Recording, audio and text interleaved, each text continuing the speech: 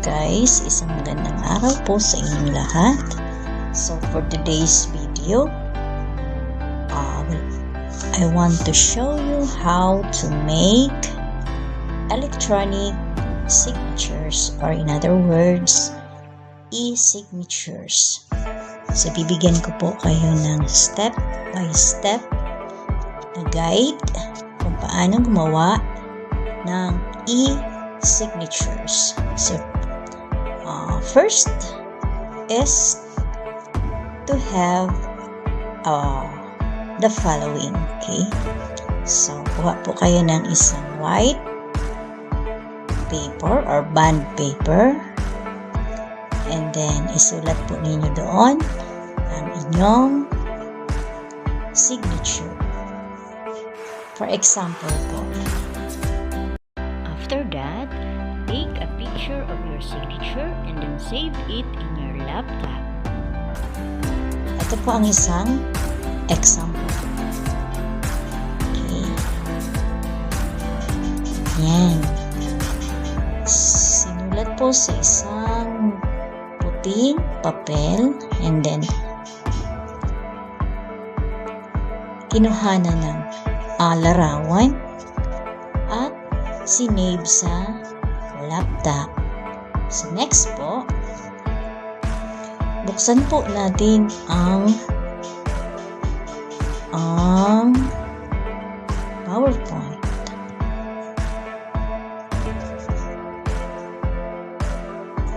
Okay. Ayan po. Then close po natin itong box.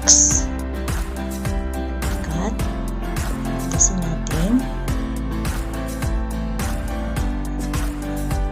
Okay, and then insert po natin ang ating picture.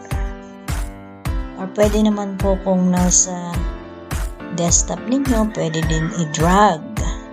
I-drag na lang po dito. Okay, so para malinaw po, palakihin natin siya full screen. And so the next thing to do is insert the picture. Okay, click picture. Okay, nasaan po? Saan natin sinave? Sa akin pong kaso, andito siya sa desktop. Okay, nakasave siya sa desktop. Hanapin natin ito. Ayan, and then insert.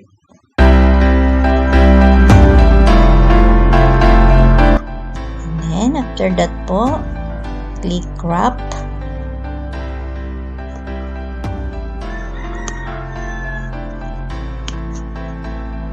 Okay, crop po natin. Ayan. Ayan. After that, click ulit natin siya. Format picture. And then, click natin ang remove background. Okay, so once na lumabas na po yung color na yan, click na po natin ang keep changes.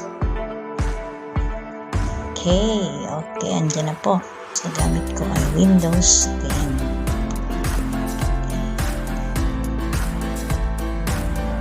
Ayan. So once na nawala na po ang background, click natin, right click,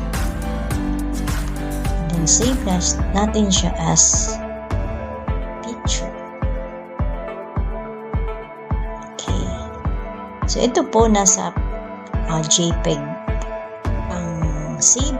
Ang type po niya is JPEG. Nasa JPEG po ito. So kailangan natin siyang i-convert sa PNG. But before that, lagyan po muna natin ng file name. Example,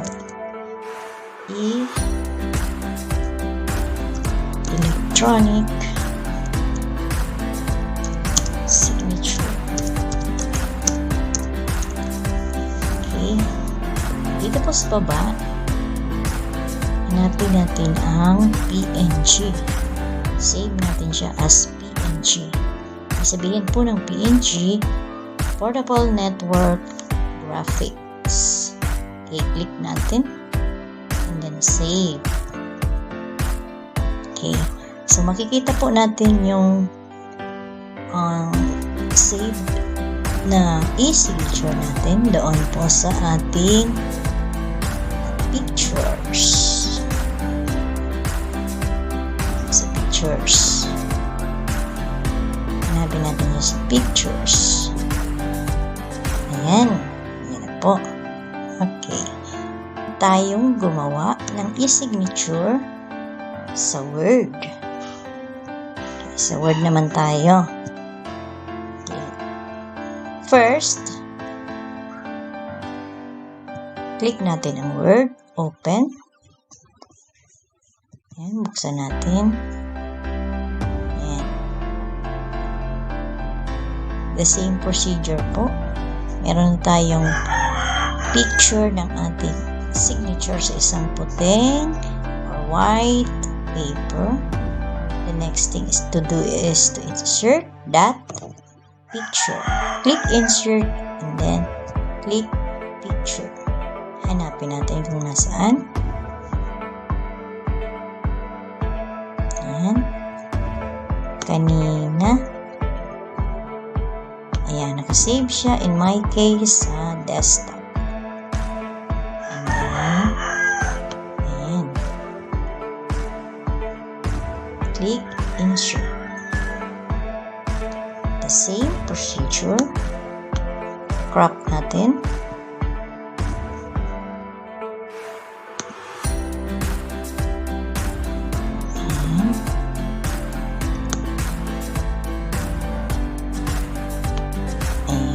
Dito lang po yan sa crop. Click natin dito sa labas. Then, click natin ulang picture.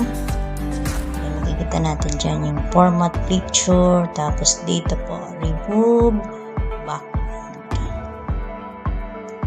Okay, minsan pwede rin dito sa color. Kaya lang, ayan, pwede natin siyang i-click dito. Tingnan natin kung ano lalabas. Black and white. 50%. Ayan. So, hindi siya masyado malinaw. So, dito tayo sa remove background. Okay, the same. Pag lumabas na po yung kulay na yan, click na natin ito. Keep changes. Okay.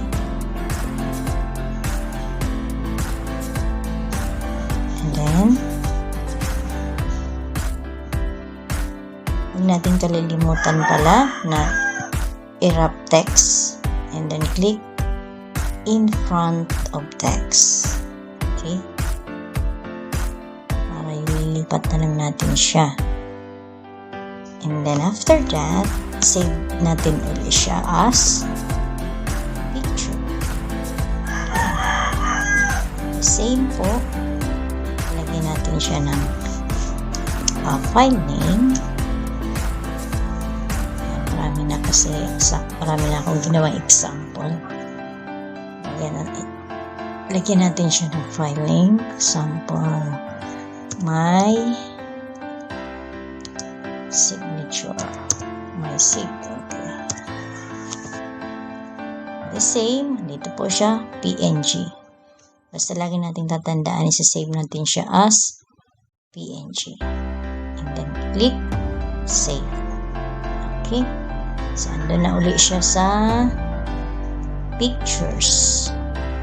Sa folder ng Pictures. Okay, tingnan natin.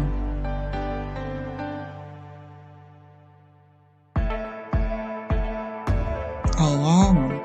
Dami na akong na-save. Kasi marami na akong ginawang example. And dyan na po siya. And then next, For example, ito yung lalagyan natin ng signature. Si Jose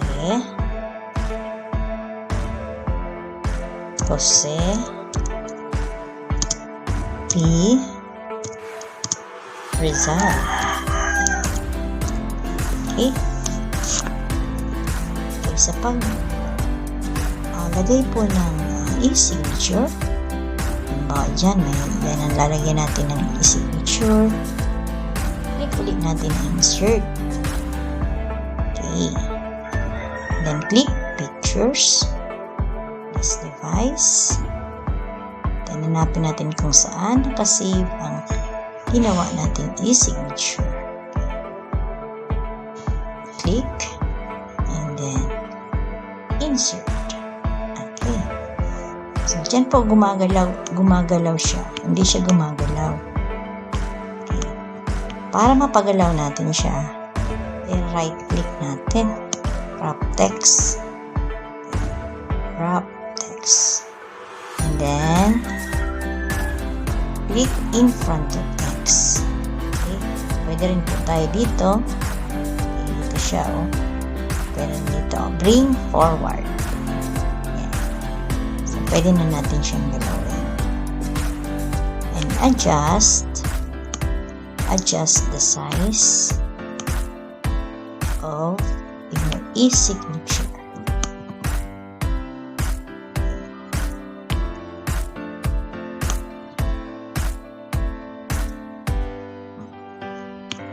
Yan. So, yan lang po kadali kung paano gumawa or electronic signature. Sana po nakatulong ang aking video. Salamat. Bye!